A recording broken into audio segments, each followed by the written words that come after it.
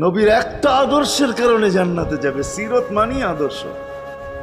আর এটা আমরা কদমে কদমে মুহতাজ।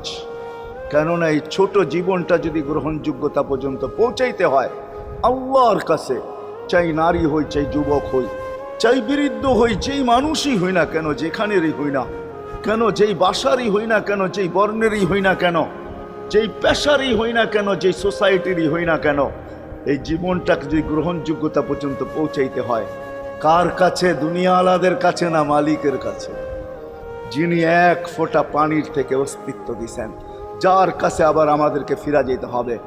পালানের কোনো সুযোগ নাই। এই জন্যই কোরআন আমাদেরকে বোঝায় আইনাল মাফার। আল্লাহ বলতেছে কোথায় ভাগবে তুমি, বলো কোথায় ভাগবে?